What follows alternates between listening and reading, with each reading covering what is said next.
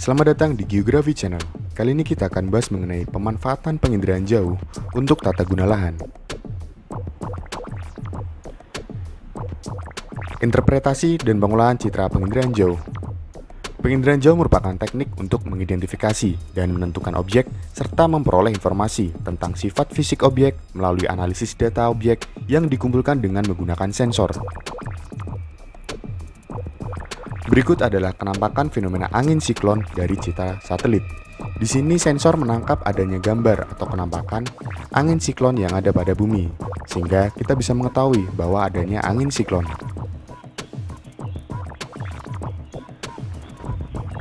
Kemudian ciri-ciri objek yang tergambar pada citra. Ada 3 ciri, yaitu ciri spasial, temporal, dan spektral. Yang pertama adalah ciri spasial, yaitu berkaitan dengan aspek keruangan yang meliputi bentuk, ukuran, bayangan, pola, tekstur, situs, dan asosiasi. Kemudian yang kedua adalah ciri temporal yang berkaitan dengan umur benda atau waktu perekaman, misalnya direkam ketika pagi hari, siang hari, atau malam hari. Dan yang ketiga adalah ciri spektral, yaitu ciri yang dihasilkan oleh interaksi tenaga elektromagnetik dengan benda yang dinyatakan dengan rona dan warna. Jadi penekanannya ada pada rona dan warnanya.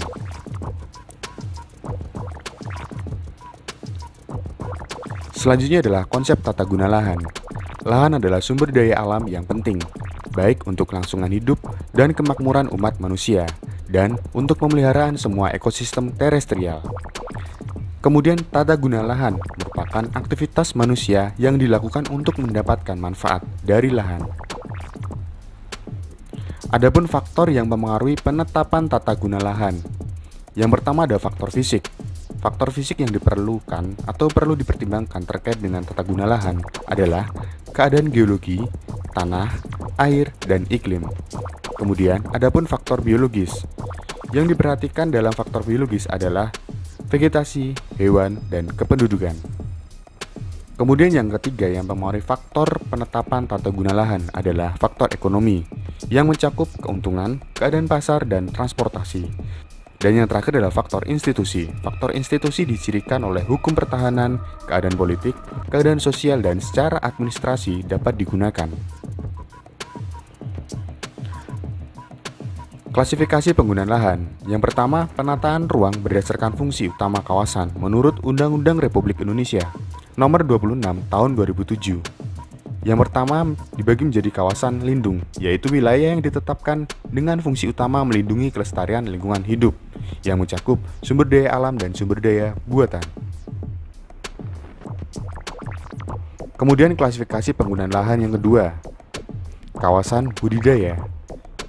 Wilayah yang ditetapkan dengan fungsi utama untuk dibudidayakan.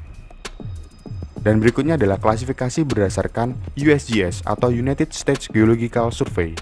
Dibagi menjadi 9, ada perkotaan, pertanian, peternakan, hutan, lahan air, lahan basah, lahan gundul, lahan lumut, es, atau salju abadi. Selanjutnya, interpretasi penginderaan jauh untuk tata guna lahan. Peta penggunaan lahan adalah peta yang menunjukkan jenis dan intensitas penggunaan lahan yang berbeda di wilayah tertentu. Jadi semisal kita memiliki peta penggunaan lahan wilayah Bali, di sana akan muncul mana saja lahan yang digunakan untuk wilayah permukiman, perkebunan, pertanian, dan lain sebagainya. Kemudian peta penggunaan lahan merupakan salah satu bentuk peta tematik atau peta khusus. Penyesuaian penggunaan lahan penting dilakukan untuk mengetahui apakah pemetaan lahan yang dilakukan oleh aktivitas manusia sesuai dengan potensi ataupun daya dukungnya. Misalnya, ketika ada suatu lahan memiliki tanah yang subur, maka potensinya adalah untuk lahan pertanian atau perkebunan. Dan sebaliknya, ketika suatu lahan memiliki tanah yang tandus, maka akan lebih berpotensi dibangun sebagai wilayah permukiman atau perkantoran. Itu yang dimaksud dengan penyesuaian penggunaan lahan.